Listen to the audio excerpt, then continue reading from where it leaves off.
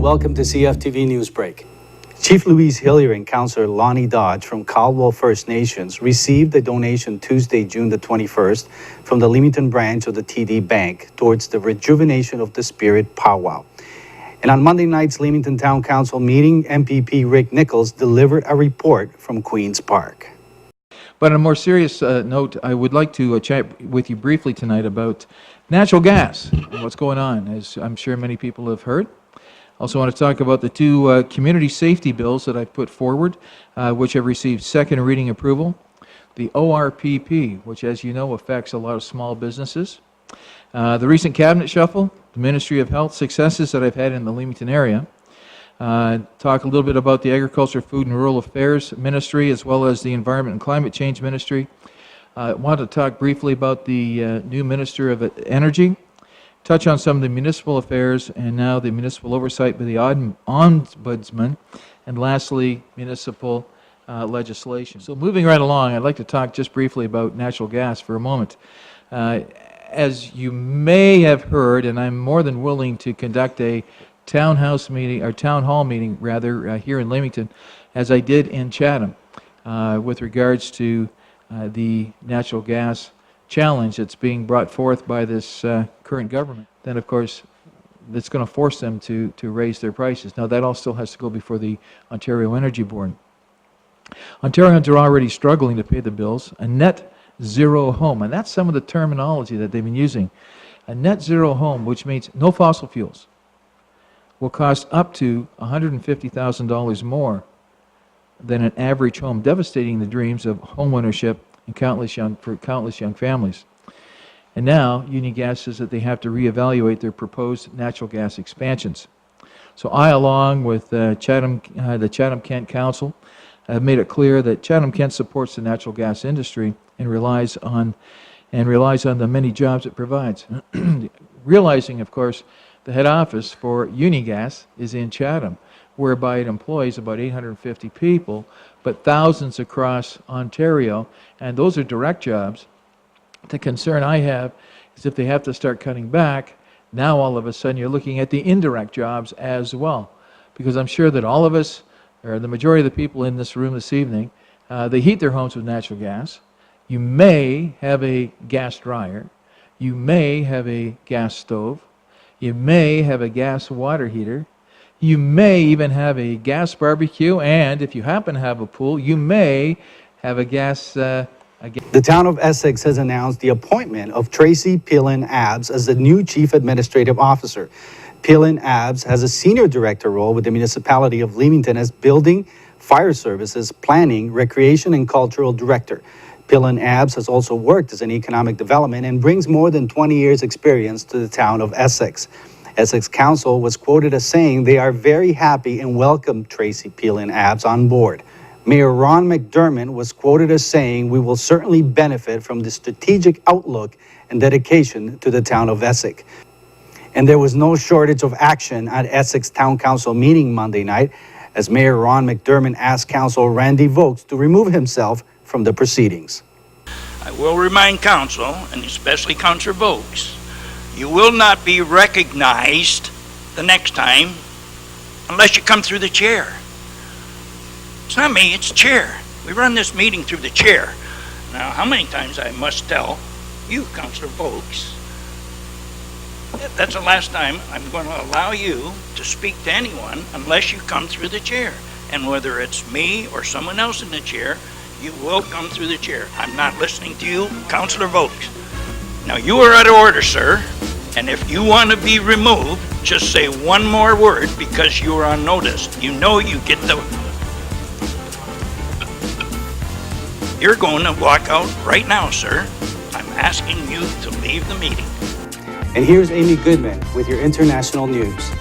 The U.S. Senate has failed to pass 4 separate measures aimed at curbing access to guns, just 8 days after a gunman massacred 49 people at a gay nightclub in Orlando, Florida. As families of people killed by gun violence watch from the Senate chamber, lawmakers voted down measures to block people on the federal terrorism watch list from buying guns and to close background check loopholes. Connecticut Democratic Senator Chris Murphy who staged a 15-hour filibuster last week to demand gun reform in the wake of the Orlando massacre, denounced the inaction. And I believe that for all of the scarring psychological harm that comes with losing a loved one or a neighbor, more harm is piled on when you find out that the people that you elected to run your country just don't care. It hurts something awful when you lose someone, but it gets worse when your leaders are silent, are totally silent in the face of your personal horror. Not one of the 4 failed gun measures would have reinstated an assault weapons ban that would have made it much more difficult for the gunman to get the gun he got in Florida, like the gun that was used in Sandy Hook or the gun that was used in the Aurora movie house in Colorado years ago. The FBI has released partial transcripts of conversations between the Orlando shooter and authorities during the attack. The transcripts show Omar Mateen pledging allegiance to ISIS and calling for the United States to stop bombing Iraq and Syria. The FBI initially redacted the name of ISIS and its leader Abu Bakr al-Baghdadi, saying it, quote, did not want to provide the killer or terrorist organizations with a publicity platform for hateful propaganda, but it added the names to the transcript after a public outcry. Presumptive Republican presidential nominee Donald Trump has fired his campaign manager and is entering the general election campaign with what the New York Times calls the worst financial and organizational disadvantage of any major party nominee in recent history, unquote. At the beginning of the month, Donald Trump had just $1.3 million cash on hand, more than $41 million less than Democratic candidate Hillary Clinton. Clinton has nearly 700 staff members. Trump has about 70. Since May, when he secured the delegates needed to clinch the nomination, Trump's campaign has not aired a single TV ad, nor has it booked any advertising for summer or fall. Clinton and her supporters have spent nearly $26 million on advertising this month alone.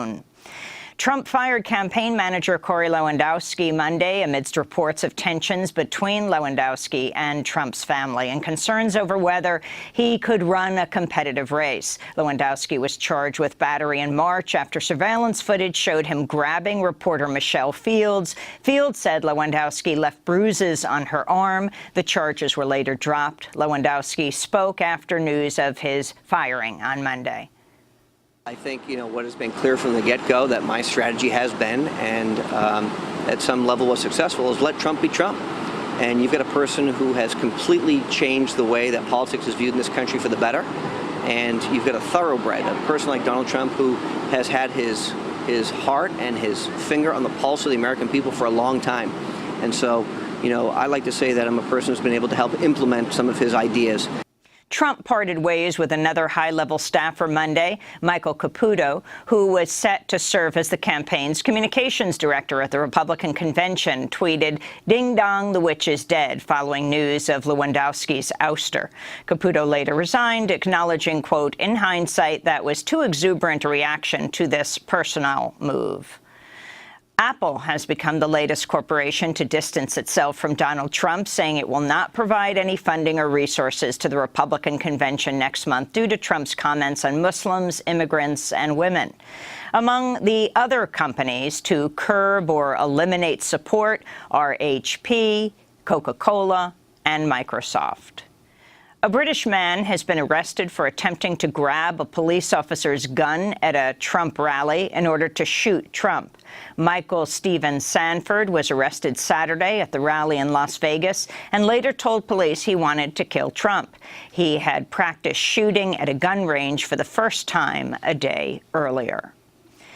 Donald Trump, meanwhile, has backed away from his statement the victims of the Orlando massacre should have had guns.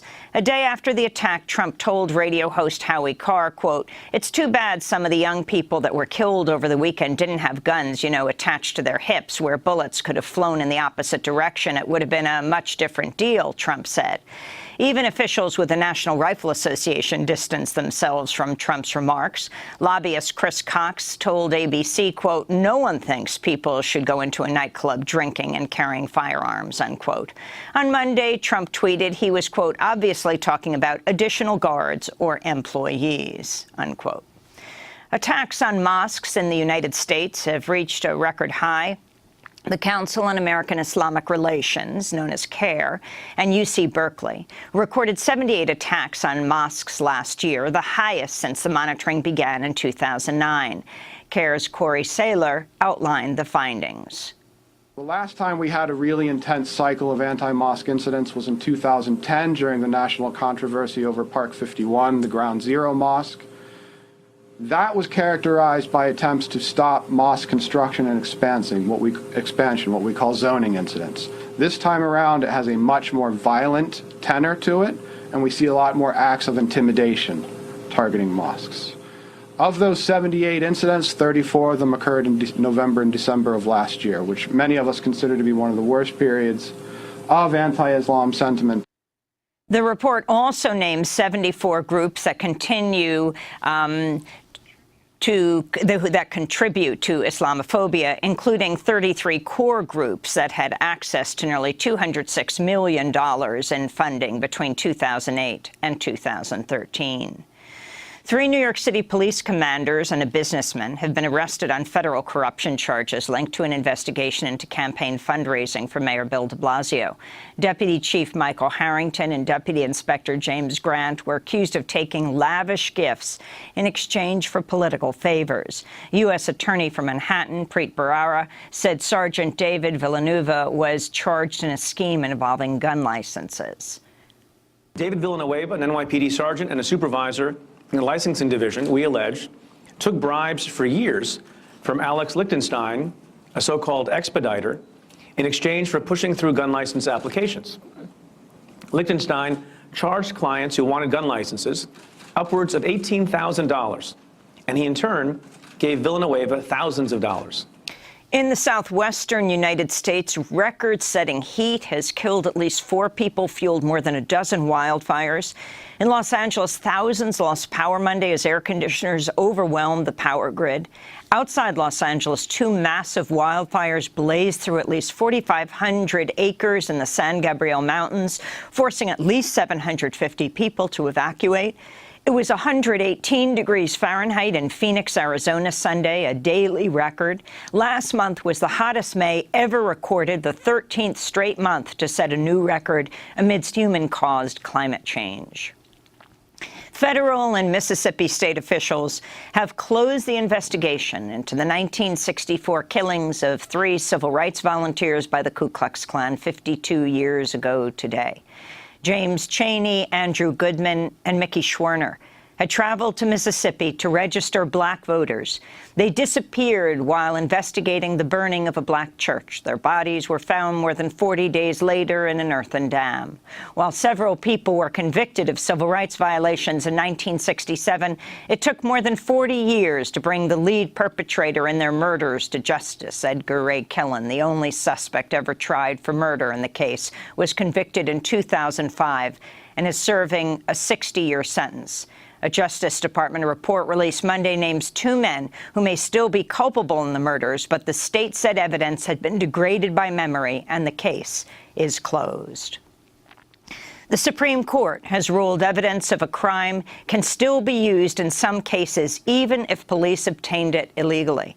While the 5-3 ruling deals a blow to civil rights in favor of police powers, it's likely to be remembered largely for the powerful dissent penned by Justice Sonia Sotomayor, the first Latina justice on the court. In a ruling that cited Michelle Alexander, James Baldwin, and Ta-Nehisi Coates, Judge Sotomayor wrote, quote, "It is no secret that people of color are disproportionate victims of police searches." She concluded her argument, quote, "By legitimizing the conduct that produces this double consciousness, this case tells everyone, white and black, guilty and innocent, that an officer can verify your legal status at any time. It says your body is subject to invasion while courts excuse the violation of your rights. It implies you're not a citizen of a democracy, but the subject of a carceral state, just waiting to be cataloged." Justice Sotomayor went on to write, quote, We must not pretend that the countless people who are routinely targeted by police are isolated. They are the canaries in the coal mine whose deaths, civil and literal, warn us that no one can breathe in this atmosphere. They are the ones who recognize that unlawful police stops corrode all our civil liberties and threaten all our lives. Until their voices matter too, our justice system will continue to be anything but. I dissent. And here's your local forecast. Today, sunny, becoming cloudy this afternoon. Wind southwest at 20 kilometers an hour, high of 27. The humidity index is at 28 and the UV index at 7 or high, so be careful out there. Tonight, a few clouds, wind southwest at 20 kilometers an hour, becoming light this evening, a low of 17. On Wednesday, increasing cloudiness in the morning, a high of 25. Wednesday night, showers or thunderstorms, a low of 18. And looking into Thursday, a mix of sun and clouds, a high of 24. And Thursday night, clear with a low of 15.